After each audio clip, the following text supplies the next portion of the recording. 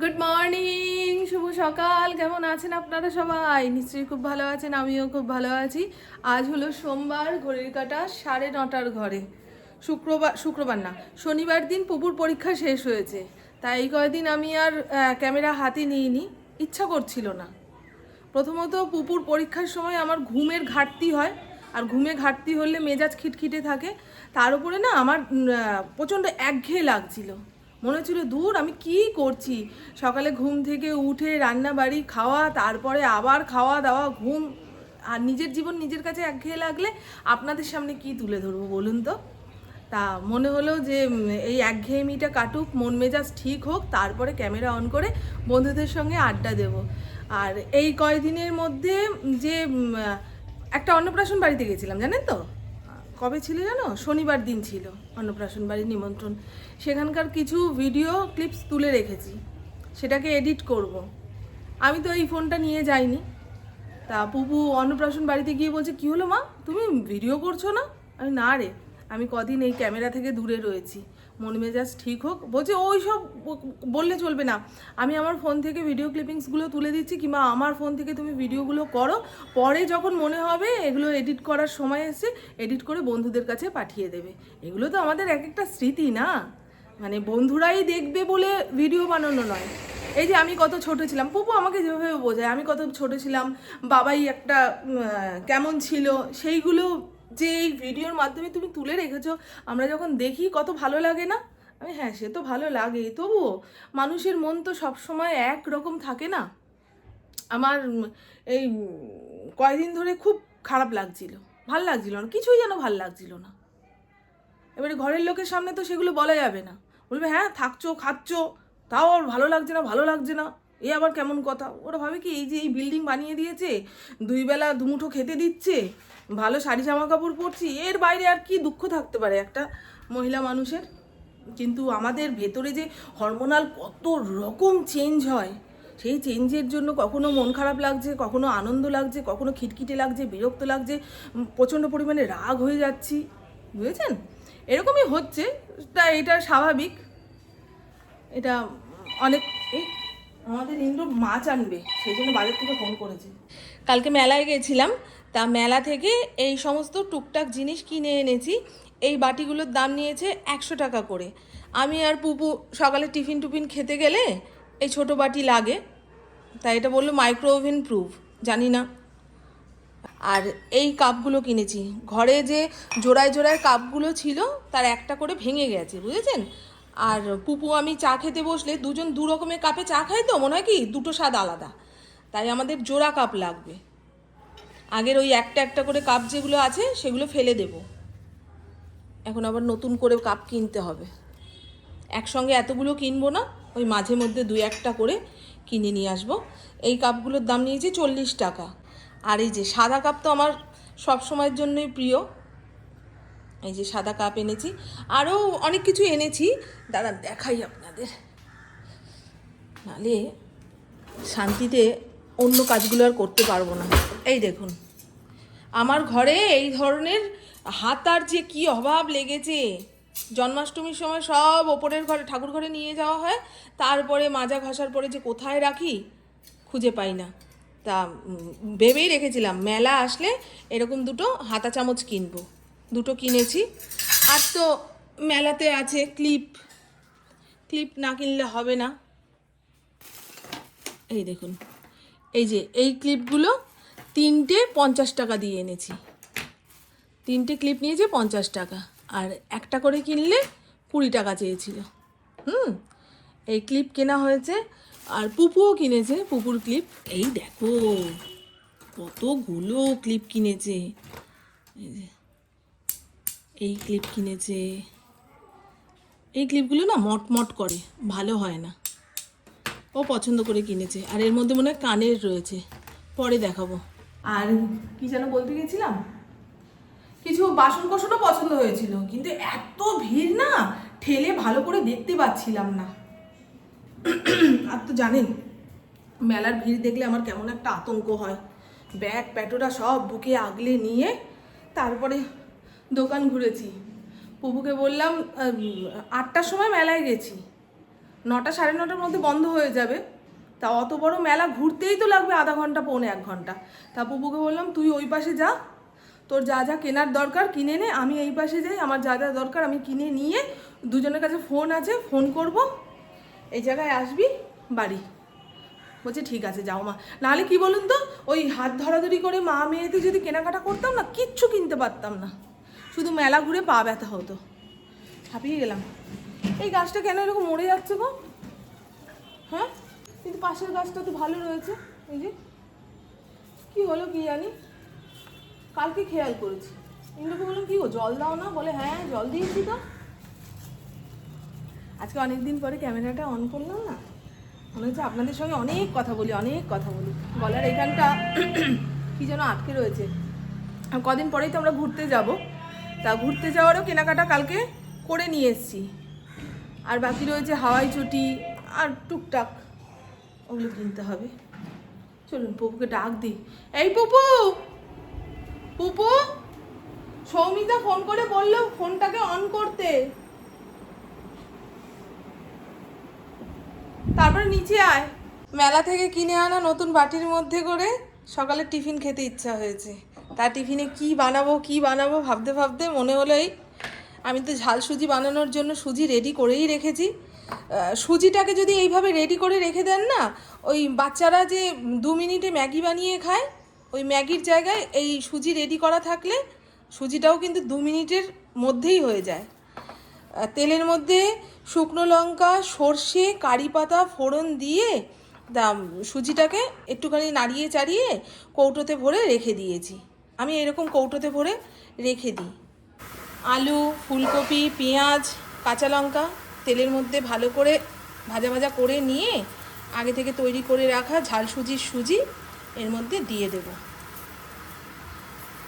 সুজিটা ভালো করে নাড়িয়ে চাড়িয়ে নিয়ে এর মধ্যে জল দেব।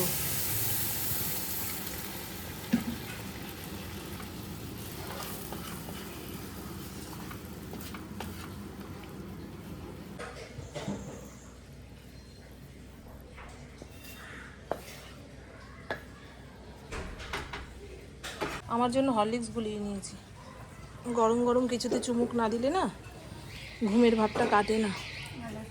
ভালো আছে, অনেকদিন পরে বানালাম। ইন্দ্র স্নান ধান সেরে ঠাকুর পুজো দিয়ে নিচের ঘরে আসলো। ওই যে উনি খেয়ে বেরিয়ে গেলে আমি কাজকর্ম শুরু করব, দেরি হয়ে যাচ্ছে আমার। এই না জল দেবো।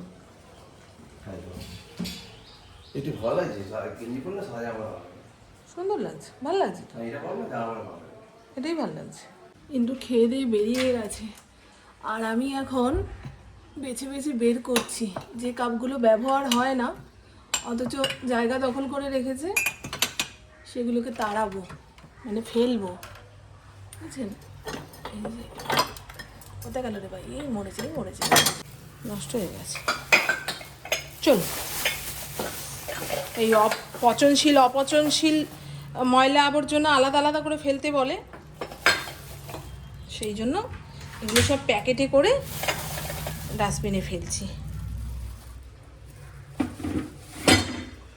আর যে কথাটা বলছিলাম, আমার জীবনে মাঝে মধ্যে এরকম একঘেয়েমি লাগলে না, তখন পুরো সাইলেন্ট মুডে চলে যাই। মানে আমার কারোর সঙ্গে কথা বলতে ইচ্ছা করে না, কেউ 1000বার ডাকলে তার কথার উত্তর দিতে ইচ্ছা করে না। মানে সামনের লোকগুলো যতই বিরক্ত হোক না কেন, আমি পুরো জব বন্ধ করে থাকবো। তখন মনে হয় নিশ্চিন্ত মনে বসে একটুখানি গান শুনি, সব কাজকর্ম শিখে তুলে রাখি, বুঝেছেন? এই রকম হয়। তারপরে এরকম করলে ওই 2-3 দিনের মধ্যে একঘেয়েমি চলে যায়। আপনারাও বলবেন জীবনে একঘেয়েমি আসলে আপনারা কিভাবে সেটা কাটান। সবসময় তো আর ঘুরতে বেড়াতে যাওয়া সম্ভব নয়। চলুন বন্ধু, এবারে দেখি ইন্দ্র বাজার থেকে কি কি মাছ এনেছে। আমার মায়ের বাড়িতে কাটাপোনা মাছ পাঠিয়ে দিয়েছে। আগে সব একটা ভাণ্ডার মধ্যে ঢেলে নিই। কাজুরি মাছ এনেছে, এই যে ওপর দিয়ে যেটুকু বুঝলাম। কদিন ধরে বোয়াল মাছ খেতে ইচ্ছা হচ্ছিল। ইন্দুকে বললাম যে বাজারে বোয়াল মাছ পাও না, অনেক দিন তো আনা হয়নি ঘরে, কাটাপোনা খেতে খেতে মুখে চড়া পড়ে যাচ্ছে, একটু পাল্টে পুল্টে মাছ এনো। বোয়াল মাছ এনেছে। ইন্দ্রর মধ্যে এই গুণটা খুব আছে জানেন তো। আমার যে জিনিস খেতে ইচ্ছা হবে একবার ইন্দ্র শুনতে পেলে সেটা মনে হয় রাজ্য ঘুরে খুঁজে নিয়ে আসবে।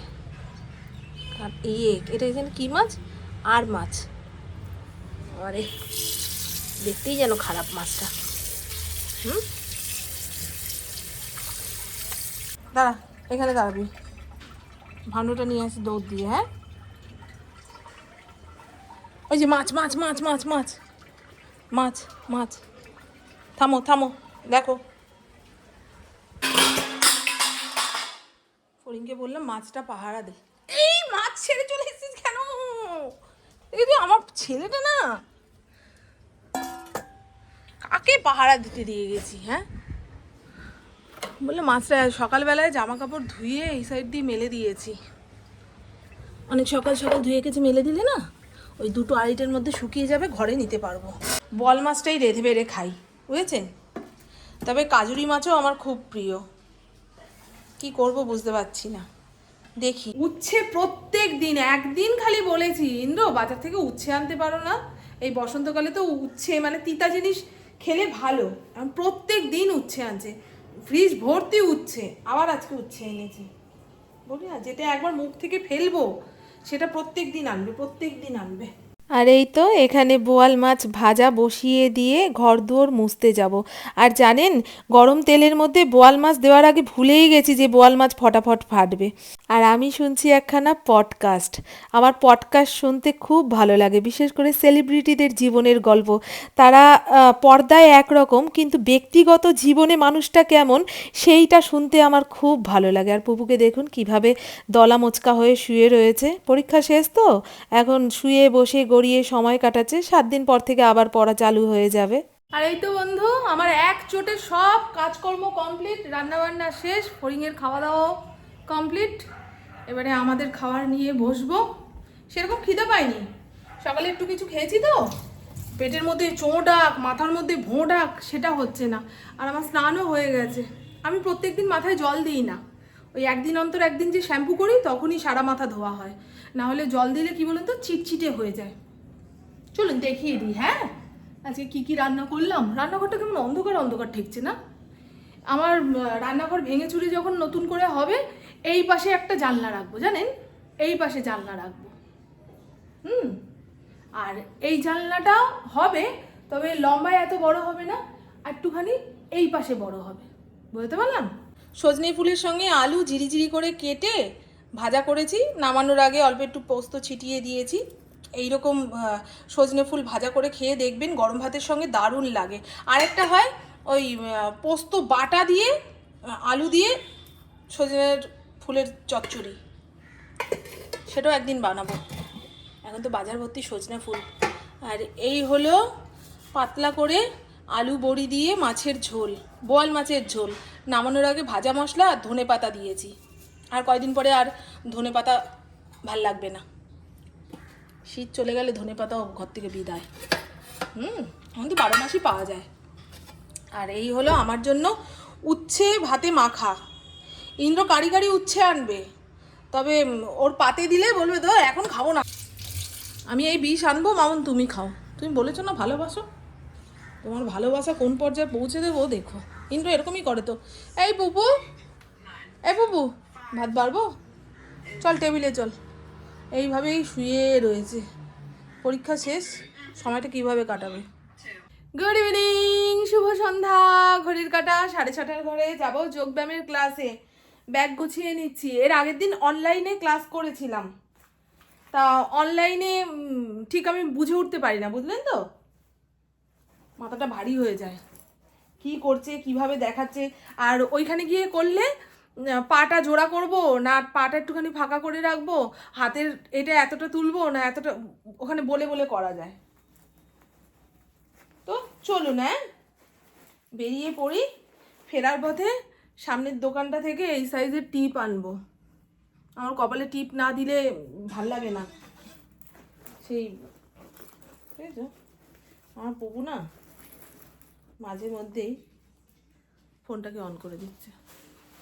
চলুন বন্ধু, আমার ফড়িং এতক্ষণ ওইখানে একবার ওইখানে বারবার হোঁচট খাচ্ছি, একটা ধমক দিয়েছি দেখুন, কোনায় গিয়ে শুয়ে থাকলো। ওর একটুখানি অন্ধকারের দরকার হয়, আলো চোখে গেলে ঘুমাতে পারে না, ছোট থেকেই এই অভ্যাস। না রে মা, এখনো এদের বিছানা পাট গুটিয়ে দেয়নি। এদের জীবনে এখনো শীত রয়েছে, বুঝেছেন? নিচে চট পেতে দিয়েছে আর উপরে ছাউনি দিয়ে দিয়েছে, সারা শীত ওরা এইভাবে ঘুমালো।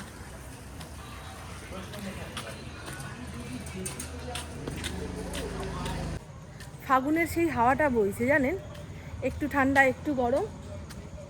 এই টাইমে অবহেলা করলে কানে ব্যথা, গলা ব্যথা, টনসিল ফুলবে। বসন্ত ঋতু খুব ভালো, হ্যাঁ, তবে এত রোগ ভোগ বয়ে আনে, ভয় পায়, মানুষ দেখলেই ভয় পায়। মানুষের কাছে এত পিটানি খেয়েছে যে মানুষ দেখলেই ভয় পায়। ওই যে ও লাফাচ্ছে, দেখো। তোর ভয় নেই না? কি হয়েছে?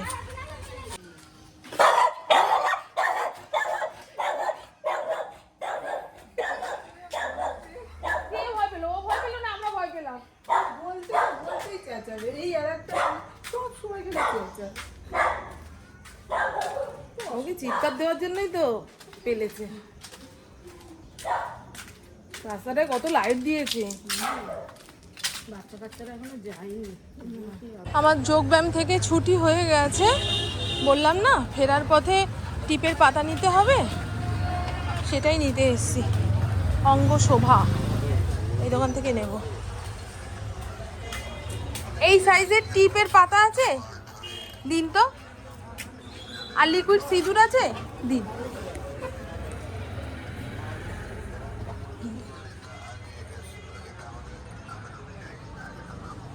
কোনো বিয়েবাড়ি অনুষ্ঠানে গেলে ওই গুঁড়ো সিঁদুরটা কপালে দিলে না বেশ মুখটা ভালো লাগে, কিন্তু সবসময় দিতে পারবো না, পুরো হ্যাপি হোলি হয়ে বসে থাকবে।